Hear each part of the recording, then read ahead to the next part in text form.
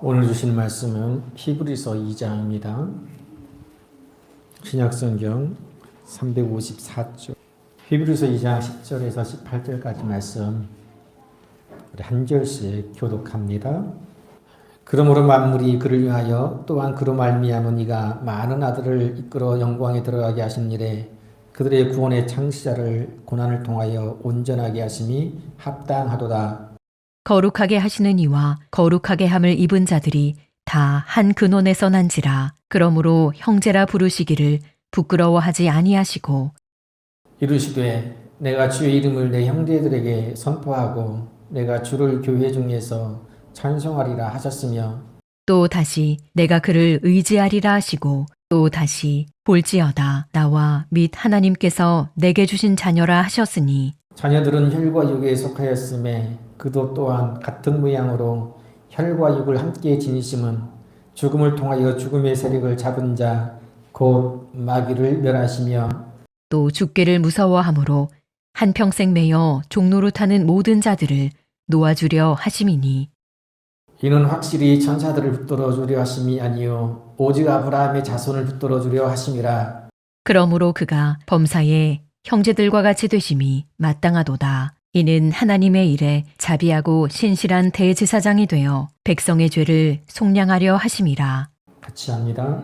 그가 시험을 받아 고난을 당하였은즉 시험 받는 자들을 능히 도우실 수 있느니라. 아멘.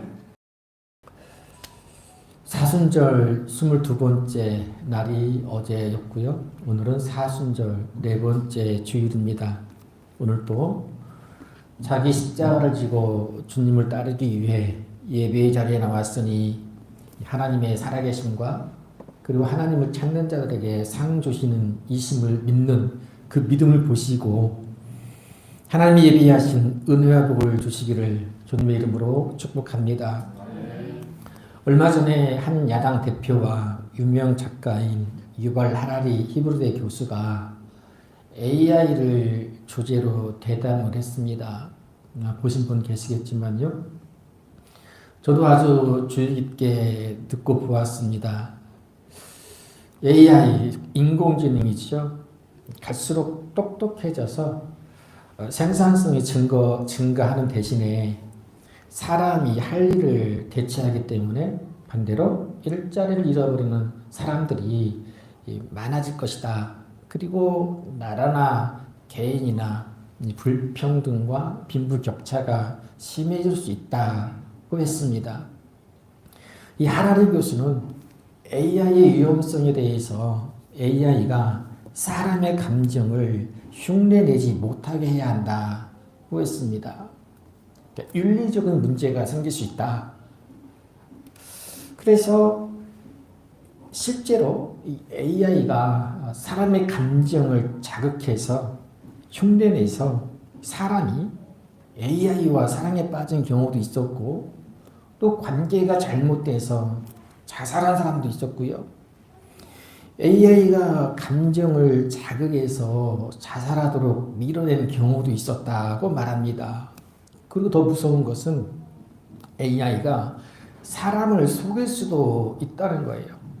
실제로 사람을 속이기도 했다고 하는데요.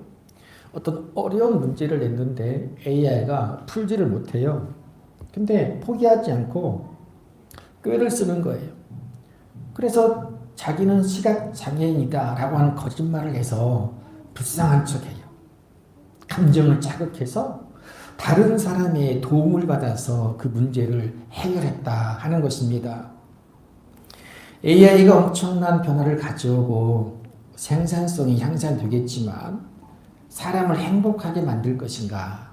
라고 하는 질문을 남겼습니다. 제가 대화를 쭉 들으면서 인류 최대의 기술 발전이 AI가 되겠고 많은 혜택을 누리겠지만 한편으로는 인류의 멸망을 초래하는 바벨탑이 될 수도 있겠다. 영화에서나 보는 것처럼 AI에게 삶이나 감정이 지배를 받을 수도 있는 윤리적인 문제가 생길 수도 있겠다. AI가 전 세계적으로 지금까지 없었던 또 큰 시험거리가 되겠다 하는 생각을 했습니다. 좀 더 지역을 한정해서 우리나라만 해도 엄청난 시험이 끊이진 않고 우리나라 역사 가운데 근대사 가운데 어쩌면 가장 큰 시험을 당하고 있는 때가 아닌가 싶습니다. 계엄으로 내란형을 맞는 대통령 탄핵이라는 국가적 시험을 치르고 있는데 이 어려운 시험도 잘 이겨내서 우리나라가 정상적이고 평안한 나라로 돌아갔으면 하는 바람입니다. 한쪽에서는 큰 산불로 또 많은 사람들이 목숨을 잃고 집도 잃어버리고요. 수천 명의 국민들이 삶의 터전을 잃어버리고 고통을 당하고 있는데 거기다가 가짜뉴스, 음모론이 더욱 혼란을 부추기고 있습니다. 역시나 개인은 물론 나라 전체적으로도 큰 시험을 주는 고난이니 온 나라가 협력해서 잘 이겨내야 하리라 믿습니다. 다니는 직장에서 업무나 또 동료 관계에서 가정에서는 경제적 어려움이나 가족 간의 관계에서 개인적으로도 질병이나 마음의 상처 등 염려, 걱정 같은 많은 시험거리들이 있습니다.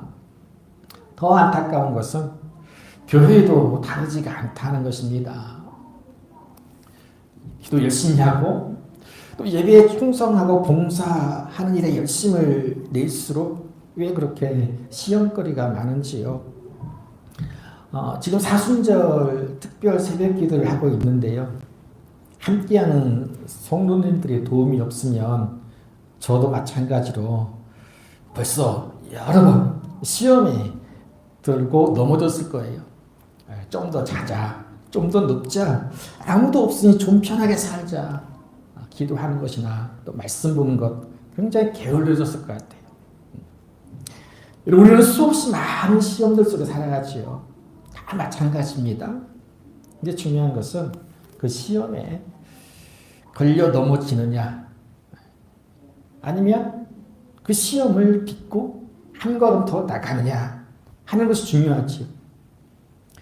그래서 주님께서 기도를 가르쳐 주실 때 특별히 가르쳐 준 내용이 시험에 들게 하지 마옵시고 라고 하는 내용을 딱 넣으신 거예요. 그만큼 예수님께서 늘 시험을 당할 수밖에 없는 우리의 연약함을 아시고 기도하라 하신 의미이지.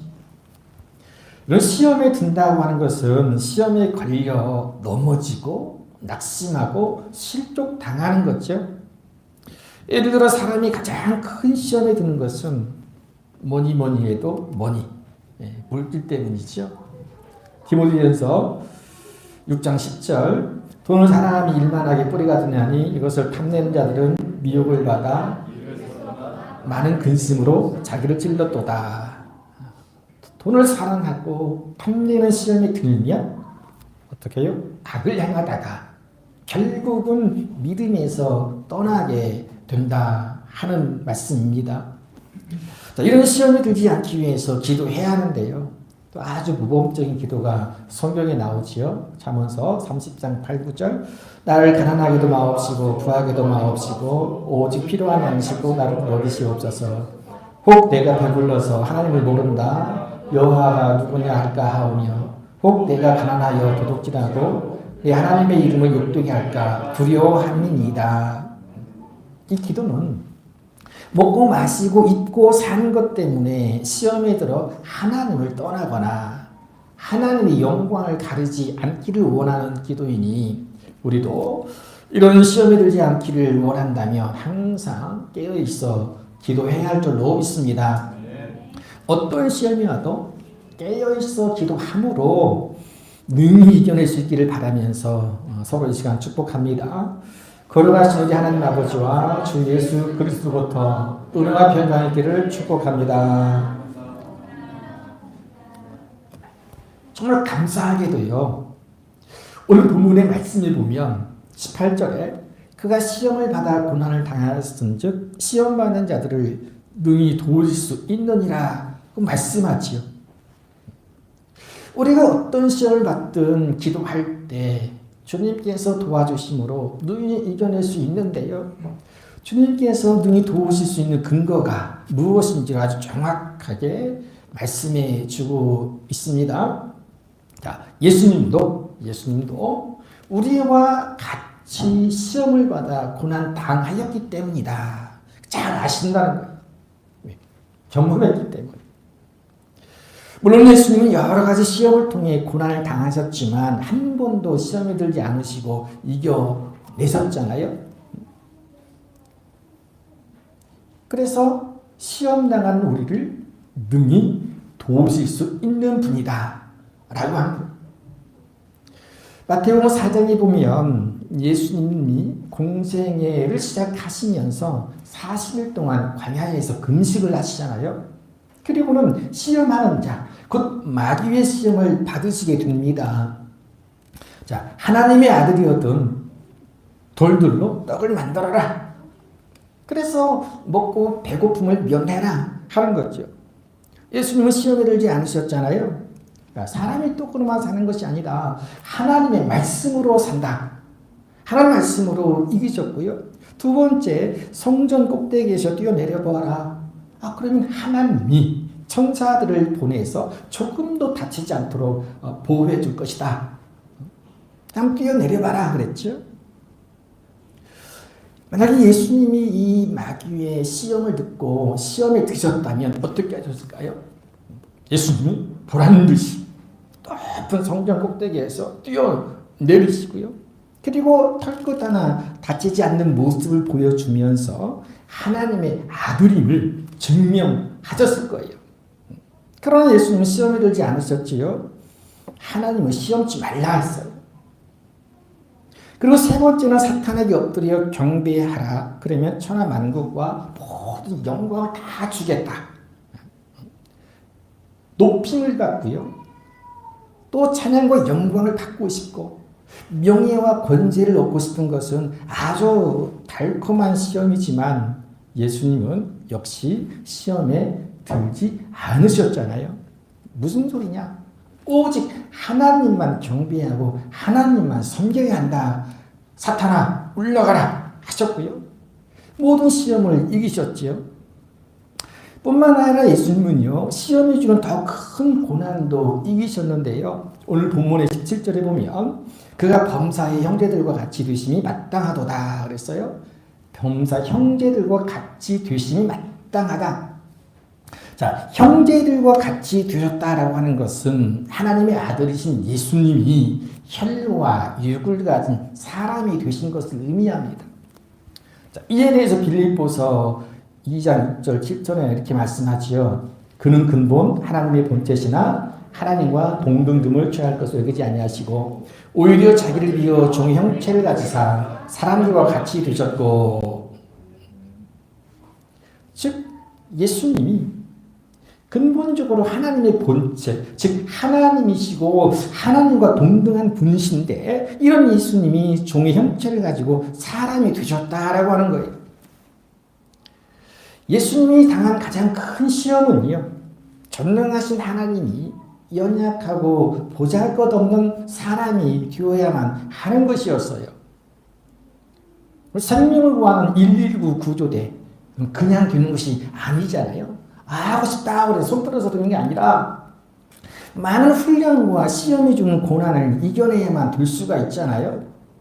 하물며 17절에 보면 백성들의 죄를 속량하시는 자비하고 신실한 대제사장이라는, 그래서 많은 사람들이 한평생 매여 종노릇하는 그 자리에서 놓아주려 하시는 하나님의 일을 하기 위해서, 그런 대제사장이라는 직분을 감당하기 위해서 예수님도 비천해지고 낮아져 사람의 모습으로 이 땅에 오셔야 하는 고난이라는 시험을 당하시고 이기신 거예요. 이어 8절에 보면요, 더 큰 고난의 시험을 이기시는 것을 보게 되는데 사람의 모양으로 나타나사 자기를 낮추시고 죽기까지 복종하셨으니 곧 십자가에 죽으시니라. 영원히 죽지 않아도 되실 분, 아니 죽지 않아야 마땅하신 분이 십자가에 죽으셨다 하는 거예요. 예수님은 사람의 모양으로 오셨을 뿐 아니라 사람에게 엄청난 핍박을 받고 십자가에 못 박혀 죽으시는 아주 극심한 고난이라는 시험을 고스란히 받으심으로 완벽한 세상의 구세주가 되셨습니다. 오늘 본문의 10절에서 가르쳐주는 내용이 바로 그런 내용이지요. 그러므로 만물이 그를 위하여 또한 그로 말미암아 이가 많은 이들을 이끌어 영광에 들어가신 일에 그들의 구원의 창시자를 고난을 통하여 온전하게 하심이 합당하도다 그랬죠. 이 말씀은 하나님이 예수님을 구원자로 만드실 때 고난이라는 시험을 통해 완전한 구원자로 만드셨다 하는 뜻이에요. 자, 고난이 주는 온갖 시험을 이기신 주님만이 시험 당하는 우리를 능히 도우실 수 있으신 완전한 구원자가 되심을 믿으시길 바랍니다. 자, 이런 믿음이 왜 중요할까요? 앞서 말씀드렸듯이 온 인류는 물론 우리나라, 우리 일터나 직장, 우리 가정, 우리 교회, 우리 인생 가운데 시험이 주는 고난이 끊이지 않기 때문에 그래요. 그 누구도 시험을 피할 수가 없기 때문에 그래요. 디모데후서 3장 12절 말씀, 무릇 그리스도 예수 안에서 경건하게 살고자 하는 자는 박해를 받으리라. 그래서 사순절을 보내면서 이 말씀을 자주 보게 돼요. 성도들이 신앙생활을 잘하고 하려고 하면 할수록 또 기도하면 할수록 어떻게 그렇게 세상에서 받는 핍박과 환난이라는 시험이 더 많아지는지, 더 큰 시험은 교회에서 받는 여러 가지 고난이고 그것이 적지 않다는 것이 목회자인 저로서는 뼈아픈 일이기 때문에 변하지 말라는 말을 가슴에 되새기곤 합니다. 저뿐 아니라 모든 성도들은 마찬가지예요. 열심히 하려고 하면 그렇게 시험거리가 많은지 알 수가 없어요. 생명을 빼앗는 극심한 박해는 아니더라도 반대에 부딪히거나 혹은 거부당하기도 하고 애매한 고난이나 억울함을 당하기도 하고요. 손해보기도 하고 또 자존심에 상처를 받고 자존감이 무너지는 등 끊임없는 박해나 염려, 유혹이 쉴 새 없이 우리를 시험하고 있어요. 그래야 우리가 우리의 시험을 능히 도우실 수 있는 분이 예수님이심을 믿어야 되겠죠.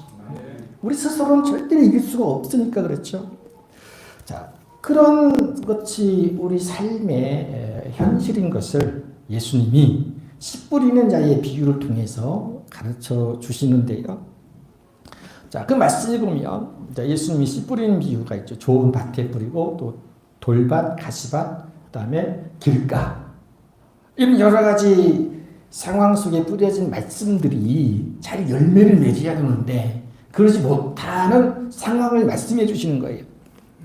자, 말씀의 씨앗이 잘 뿌려져서 싹이 나고 또 자라게 돼요. 그런데 그렇게 말씀이 뿌리를 내리긴 하지만 열매를 맺지 못하는 경우 두 가지가 있어요. 첫 번째는 돌밭과 가시 떨기 땅이지요. 이런 돌밭은 박해나 환난의 시험이 들어서 말씀의 뿌리를 깊이 내리지 못하고 넘어지는 상황, 넘어지는 사람이고요. 가시 떨기 땅은 말씀의 뿌리가 내리고 자라기는 했으나 세상의 염려나 재물의 유혹 때문에 결국 열매를 맺지 못하는 것을 말하지.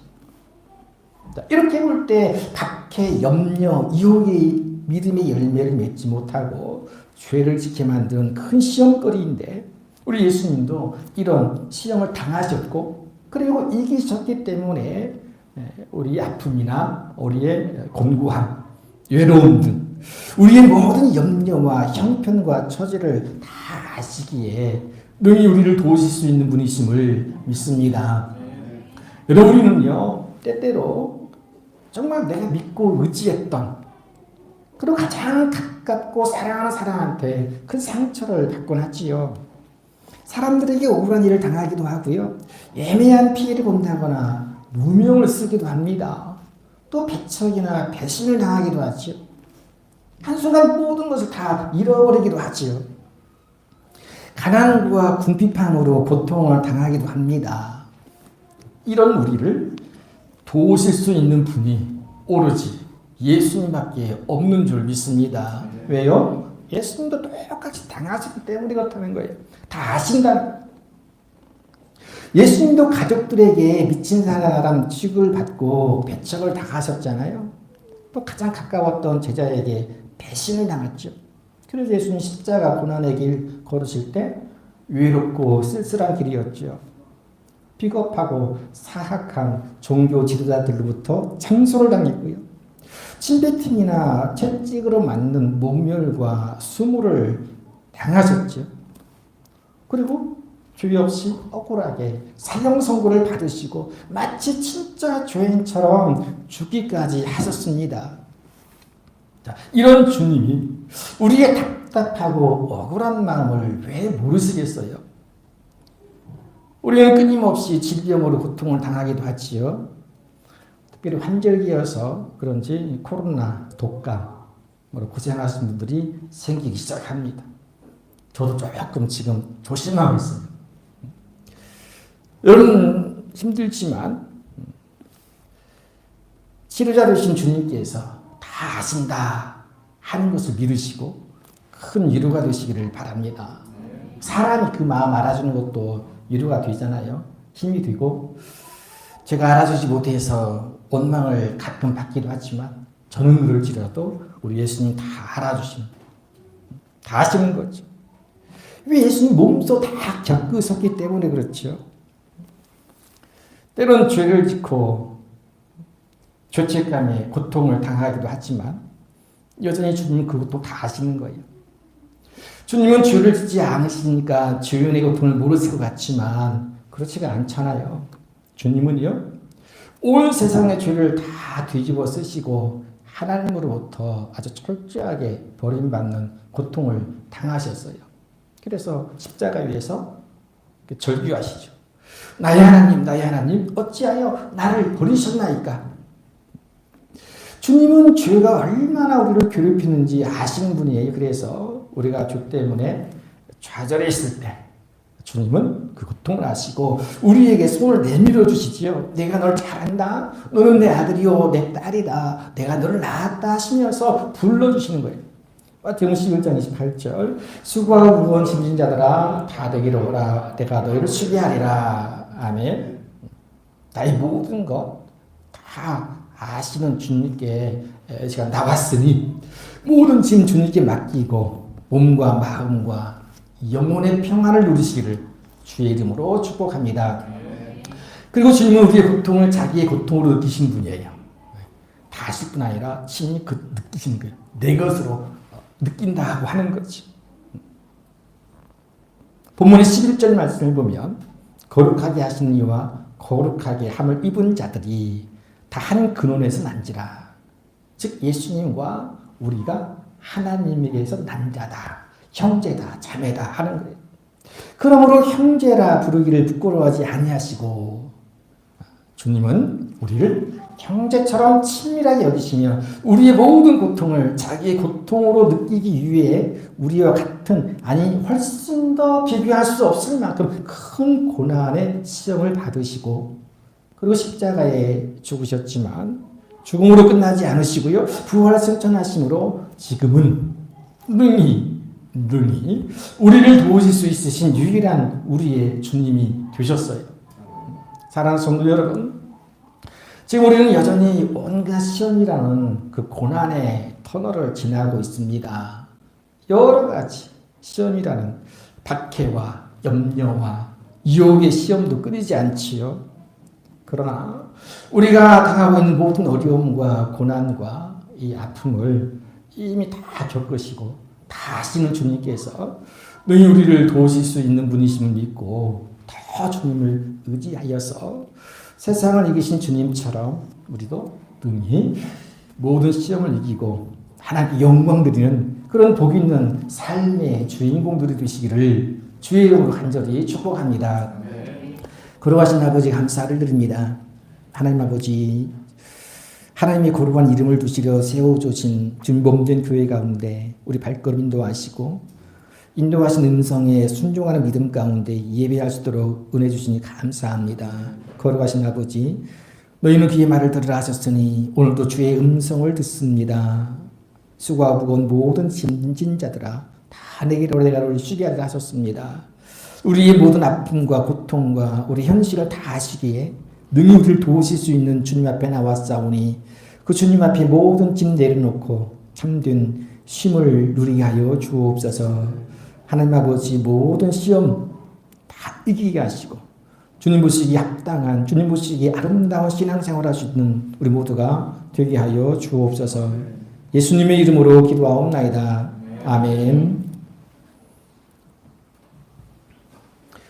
같이 합니다. 거룩하신 하나님의 아들 예수 그리스도시여, 세상을 이기신 주님의 도우심으로 모든 박해와 염려와 유혹의 시험을 이기하옵소서. 아멘.